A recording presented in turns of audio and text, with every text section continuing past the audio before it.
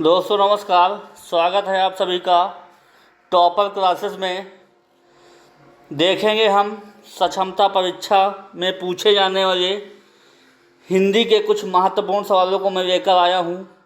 Top 20 MCQ हैं इसमें, जो सक्षमता परीक्षा में ही नहीं बल्कि जो भी परीक्षाएं आगामी होने वाली हैं, जैसे UP TET, C TET, super TET, BPSC TRE4, Bihar police, जहाँ भी आपको हिंदी पूछी जाएगी वहाँ इन सभी एग्ज़ामों के लिए मैं आज जो है 20 क्वेश्चनों की श्रृंखला लेकर आया हूँ। देखेंगे उसमें से पहला सवाल है, ध्यान दीजिएगा। पहला क्वेश्चन है, मध्यम पुरुष सर्वनाम का उदाहरण है। B.Ed 2011 की परीक्षा में पूछा गया क्वेश्चन है।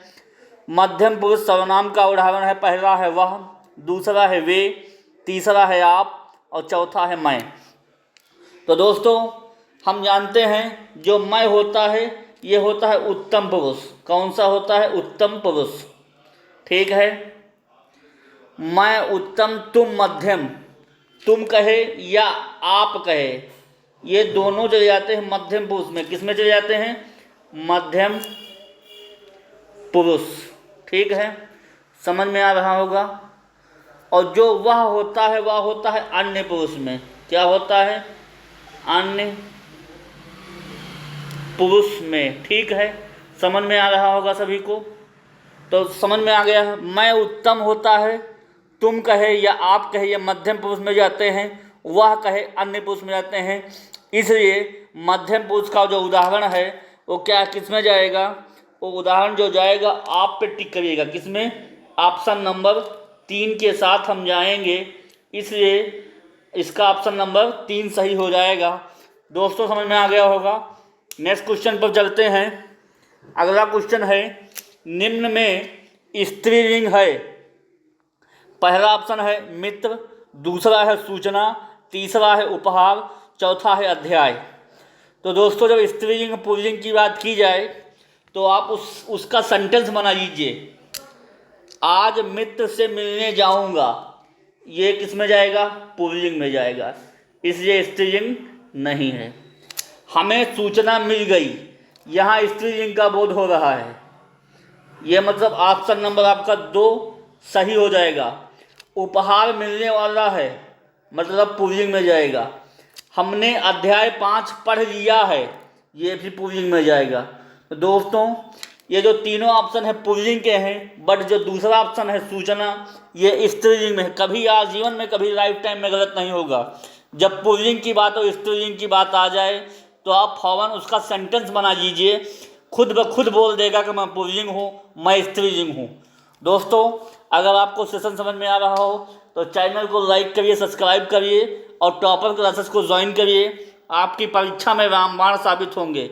अगला क्वेश्चन है, निम्न में दाता शब्द का स्त्रीलिंग है। पहला ऑप्शन है दाती, दूसरा है दात्री, तीसरा है दात्र, चौथा है दानवी।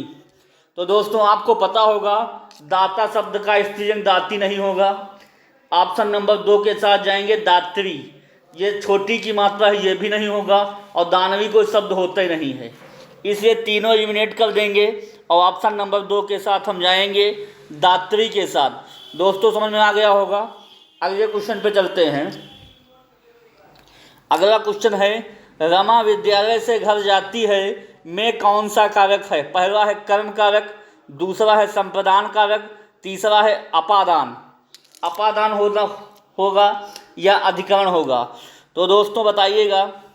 अपादान में पा में डंडा होगा। ठीक है, रमा विद्यालय से घर जाती है, इस वाक्य में जो है रमा जो है विद्यालय से अलग हो रही है, तो यहाँ पे इसका आपको कारक चिन्ह पता होगा, तभी इस सवाल का सही जवाब दे पाएंगे। तो कर्ता ने कर्म को, कारक चिन्ह क्या होता है? कर्म। संप्रदान के ये होता है, क्या होता है? के ये। अपादान से अलग होने में, किसमें? से अलग होने में। और अधिकरण होता है में और पर से, में और पर। तो दोस्तों समझ में आ गया होगा। जो अपादान होता है उसका कारक चिन्ह क्या होता है? से, मतलब अलगाव की स्थिति में। जब कोई व्यक्ति किसी चीज़ से अलग होता है वहाँ पे अलगाव होता है, वहाँ पे अपादान कारक हो जाता है। तो इसलिए ऑप्शन नंबर 3 के साथ हम जाएंगे। ठीक है, अपादान कारक। समझ में आ गया होगा। अगले क्वेश्चन में चलते हैं। अगला क्वेश्चन है, मुझे किस प्रकार का सर्वनाम है। अभी इसके पहले जो क्वेश्चन में इसका जिक्र कर चुका हूँ। मैं उत्तम, मैं कहे या मुझे कहे, ये दोनों उत्तम पुरुष के साथ जाएंगे। मैं उत्तम, तुम मध्यम, तुम जो होता है तुम कहे, तुमको कहे, आप कहे, ये सब मध्यम पुरुष के साथ जाते हैं। और अन्य जो होता है वह होता है, कौन होता है, वह। इससे आपको तीनों जानकारी हो गई, मैं उत्तम, तुम मध्यम और वह अन्य। इसलिए जो मुझे जो होगा एक किस प्रकार का सर्वनाम हो जाएगा, ये हो जाएगा उत्तम पुरुष। कौन सा हो जाएगा, उत्तम पुरुष, मतलब पहला ऑप्शन आपका सही हो जाएगा। अगले क्वेश्चन पे चलते हैं, देखते हैं। अगला क्वेश्चन है, चाकू शब्द में बहुवचन है। पहला है चाकुओं, दूसरा है चाकुएं, तीसरा है चाकू और चौथा इनमें से कोई नहीं। तो दोस्तों ये गांठ बांध लीजिएगा, चाकू का कोई बहुवचन नहीं होता है। इसलिए चाकू अपने में खुद ब खुद एक बहुवचन शब्द है। खुद ब खुद जो है एक वचन तो बहुवचन दोनों प्रयुक्त होता है। इसलिए ऑप्शन नंबर 3 के साथ जाएंगे। चाकू शब्द में बहुवचन चाकुए हो जाएगा। ठीक है, अगले क्वेश्चन पे देखते हैं क्या होता है। अगला क्वेश्चन है, कौन सा शब्द अव्यय नहीं है। अव्यय वो होता है, अव्यय वे शब्द होते हैं जिसमें अगर कोई भी लिंग बदल जाए तो उसके सेंटेंस पर कोई प्रभाव ना पड़े, वहाँ उसे कहते हैं अव्यय। क्या कहते हैं, अव्यय शब्द। मतलब अगर कोई स्त्रीलिंग हो या पुल्लिंग हो, अगर आज आ जाए कोई प्रभाव नहीं पड़ेगा, ये ऑप्शन नहीं होगा। मतलब अव्यय, आज जो है एक अव्यय शब्द है, कल भी एक अव्यय शब्द है, ये भी नहीं होगा। इधर भी एक अव्यय शब्द है। मतलब ये तीनों अगर शब्द लग जाएं तो सेंटेंस पर कोई प्रभाव नहीं पड़ेगा। अतः जो है तीनों शब्द क्या है, अव्यय, क्या है, अव्यय हैं। और जो किसे शब्द है वो हो जाएगा प्रश्नवाचक। क्या हो जाएगा, प्रश्नवाचक चिन्ह हो जाएगा। इसलिए ऑप्शन नंबर 4 के साथ हम चले जाएंगे। ऑप्शन नंबर 4 सही हो जाएगा। ये अव्यय नहीं है, क्या है, ये प्रश्नवाचक है। दोस्तों समझ में आ गया होगा। अगले क्वेश्चन को देखते हैं। अगला है, मित्र का भाववाचक संज्ञा है। पहला ऑप्शन है बंधुता, दूसरा ऑप्शन है मीत, तीसरा ऑप्शन है मित्रता, चौथा है शत्रुता। तो दोस्तों बताइएगा, जो है मित्र का भाववाचक संज्ञा क्या होगा। मित्र का बंधुता से कोई मतलब नहीं, इसलिए ऑप्शन नंबर 1 काट दीजिए। मीत से भी कोई मतलब नहीं, ऑप्शन नंबर 2 भी उड़ा दीजिए। शत्रुता जो होती है, मित्र का विलोम होता है शत्रु, शत्रु की जो है भाववाचक संज्ञा हो जाएगी शत्रुता, इसलिए ऑप्शन ये भी काट दीजिए। सॉरी, ऑप्शन नंबर 3 के साथ जाएंगे। मित्र का भाववाचक संज्ञा मित्रता हो जाएगा, इसलिए ऑप्शन नंबर 3 के साथ जाएंगे। अगले क्वेश्चन पे चलते हैं। अगला क्वेश्चन है, संज्ञा का एक प्रकार नहीं है। तो दोस्तों याद रखिएगा, संज्ञा 5 प्रकार की होती है। गांठ मान लीजिए, किसी न किसी परीक्षा में टकरा जाएगा आपसे। संज्ञा 5 प्रकार की होती है। पहले नंबर की संज्ञा होती है व्यक्तिवाचक।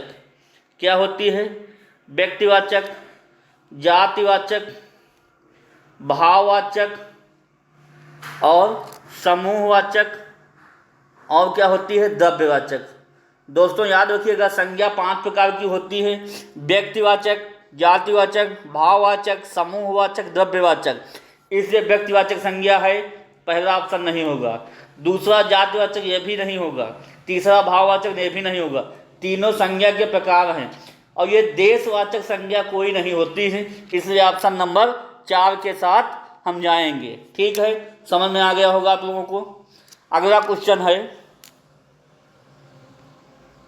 अगले क्वेश्चन पे चलते हैं। को से किस कारक चिन्ह का बोध होता है। पहला है कर्ता, दूसरा है कर्म, तीसरा है करण, चौथा है संबंध कारक। तो दोस्तों आपको कारक चिन्ह याद होंगे। अगर कारकों की संख्या पूछी जाए तो कारक होते हैं 8। कितने होते हैं, कुल कारकों की संख्या हिंदी भाषा में 8 बताई गई है।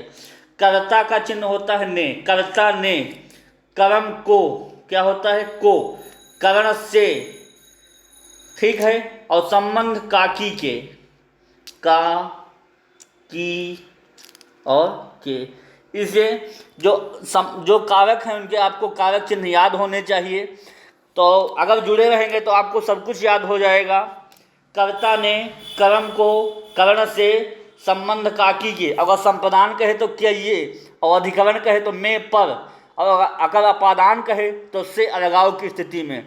इसलिए को का कारक चिन्ह पूछा गया है, इसलिए ऑप्शन नंबर 2 के साथ जाएंगे। क्या हो जाएगा? कर्ता ने कर्म को, मतलब कर्म कारक का जो कारक चिन्ह होगा वो को हो जाएगा। आपको समझ में आ गया होगा। अगले क्वेश्चन में चलते हैं। निम्न में पुल्लिंग शब्द है, तो दोस्तों बताइएगा पुल्लिंग शब्द है। पहला ऑप्शन है बुढ़ापा, दूसरा है पटना, तीसरा है जड़ता, चौथा ऑप्शन है दया। तो दोस्तों बताइएगा जो बुढ़ापा है ये कैसा शब्द है? ये पुल्लिंग शब्द है। कैसा शब्द है? पुल्लिंग। बुढ़ापा आ गया है। दोस्तों दया एक प्रकार के क्या है? ये स्त्रीलिंग शब्द है। कैसा है? स्त्रीलिंग। जड़ता भी स्त्रीलिंग है और शहर का नाम है, इसलिए ऑप्शन नंबर 1 के साथ जाएंगे। बुढ़ापा जो हो जाएगा आपका पुल्लिंग शब्द हो जाएगा। दोस्तों समझ में आ गया होगा, इसलिए ऑप्शन। अगले क्वेश्चन पे चलते हैं। अगला क्वेश्चन भी इम्पॉर्टेंट है। लड़का पेड़ से गिरा में कौन सा कारक है? पहला है करण कारक, दूसरा है कर्म कारक, तीसरा है अपादान कारक, चौथा अधिकरण। तो दोस्तों आपको कारक चिन्ह याद होंगे। कर्ता ने कर्म को करण से, इसका क्या होगा? करण से। कर्म को अपादान से अलगाव में, से अलगाव। ये अलगाव शब्द जरूर याद रखिएगा। अगर कोई चीज़ किसी से अलग हो रही है तो वहाँ पे अपादान होगा। अधिकरण में पर से, में पर और से। इसलिए आपको लड़का पेड़ से गिरा, मतलब जो लड़का है पेड़ से अलग हो गया है, इससे इस स्थिति में अलगाववाद की स्थिति आ रही है। तो इसलिए ऑप्शन नंबर 3 के साथ हम जाएंगे। ऑप्शन नंबर इसका 3 सही हो जाएगा। आपको समझ में आ रहा है? अगर समझ में आ रहा हो तो लाइक करिए, कमेंट करिए। अगर आपको चैनल पसंद आ रहा हो तो अपने दोस्तों में भी शेयर करिए। ऐसे ही चुनिंदा क्वेश्चनों को देखने के लिए हमारे टॉपर्स क्लास से जुड़िए, आपको बहुत अच्छा लगेगा। अगला क्वेश्चन है, सो जो शब्द है ये किस प्रकार का है? संबंधवाचक है, प्रश्नवाचक है, विस्मयादि बोधक है, इनमें से कोई नहीं। तो दोस्तों जब सो आ जाए तो वहाँ पर स्थिति हो जाती है संबंधवाचक। किसकी आ जाती है? संबंधवाचक। प्रश्नवाचक आपको पता है कौन है, क्या है, ठीक है, क्यों है। जहाँ पर क्वेश्चन मार्क वाली कहानी आ जाए वहाँ पे होता है प्रश्नवाचक चिन्ह, ठीक है। अगला, अगर कहे जाए विस्मयादि बोधक क्या है? अरे। जहाँ पे विस्मयादि बोधक का जैसा अरे, वाह, ऐसे जन आपको कुछ आपको शब्द मिल जाएं तो वहाँ होता है विस्मयादि बोधक, ठीक है। तो सो जो होता है वो संबंधवाचक को सूचित करता है। जब दो चीज़ें कनेक्ट होती हैं तो वहाँ पे सो मतलब संबंध एक दूसरे को जोड़ देता है। इसलिए ऑप्शन नंबर 1 के साथ हम चले जाएंगे।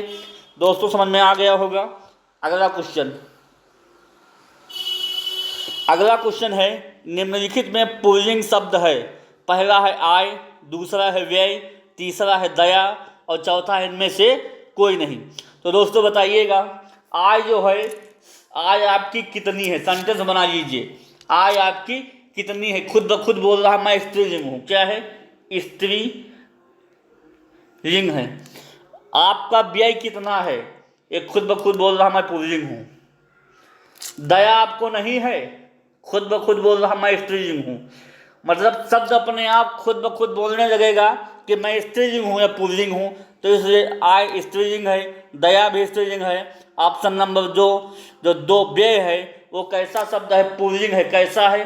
पुल्लिंग है। इसलिए ऑप्शन नंबर 2 के साथ हम जाएंगे। अगला क्वेश्चन को देखते हैं। अगला क्वेश्चन है, कामायनी महाकाव्य किसकी है?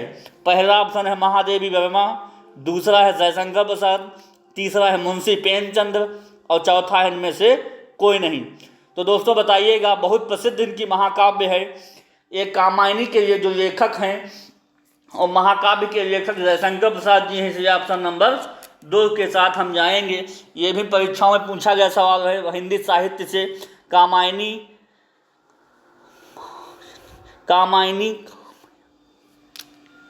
कामायनी, यह शुद्ध शब्द ऐसे लिखा जाता है दोस्तों, टाइपिंग मिस्टेक है।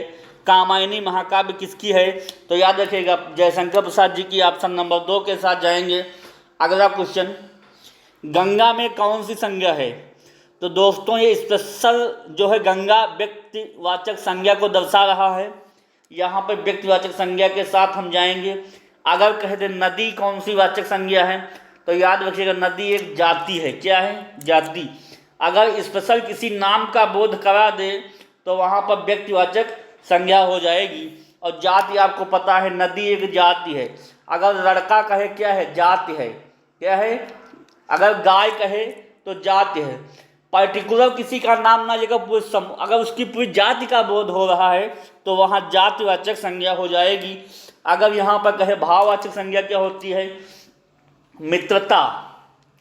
अगर कहे मित्रता है, बुढ़ापा है, ऐसे सब जब आपको मिल जाएं तो वहाँ पे क्या हो जाएगी? भाववाचक संज्ञा हो जाएगी। इसलिए गंगा में कौन सी संज्ञा है? तो ऑप्शन नंबर आपको एक टिक करना होगा, व्यक्तिवाचक संज्ञा। ठीक है, समझ में आ गया होगा। अगले क्वेश्चन पे चलते हैं। अगला क्वेश्चन है बुढ़ापा में कौन सी संज्ञा है? पहला है व्यक्तिवाचक, दूसरा है भाववाचक, तीसरा है जातिवाचक, चौथा इनमें से कोई नहीं। तो दोस्तों इसके पहले क्वेश्चन में हम इसका जिक्र कर चुका हूँ। जो बुढ़ापा होता है एक प्रकार का भाववाचक संज्ञा होता है। कौन सा होता है? भाववाचक संज्ञा होता है। इसलिए ऑप्शन नंबर 3 के साथ हम जाएंगे। अगला क्वेश्चन है, बहुत ही अच्छा सवाल है। ताव, थाव, दाव, धाव, ना का उच्चारण स्थान है।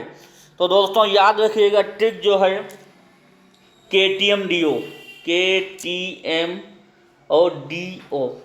के माने होता है कंठ, टी माने होता है तालव्य, एम माने होता है मूर्धन्य, डी माने होता है दंत और ओ माने होता है ओष्ठ। ठीक है, आपको एक बार में याद हो जाएगा। KTM DO आप ट्रिक याद रखिएगा, कंठ, तालव्य, मूर्धन्य, दंत और ओष्ठ। के में आ जाएंगे का वर्ग। कौन सा आ जाएगा? का वर्ग। का, खा, गा, घा, अंगा। तालव्य में आ जाएंगे चा वर्ग, चाओ, छाओ, जाओ, झाओ, जाओ।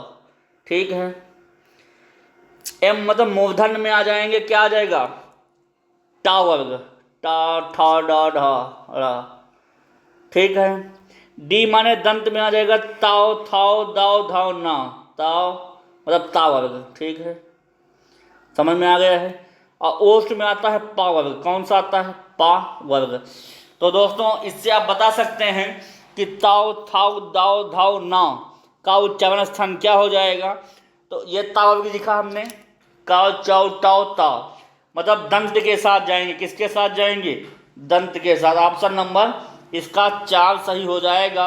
अगर पूछा जाए ताओ, थाओ, दाओ, धाओ, नाव का उच्चारण स्थान क्या हो जाएगा, तो दंत के साथ हम चले जाएंगे। उच्चारण स्थान से भी एक क्वेश्चन पूछता है कंपटीशन हिंदी भाषा में, इससे उच्चारण स्थान आपको आना ज़रूरी है। अगर चैनल से लगे रहेंगे, जुड़े रहेंगे, तो आपको हर चीज़ आपको जुबान पर नागिन डांस आपके करेगी।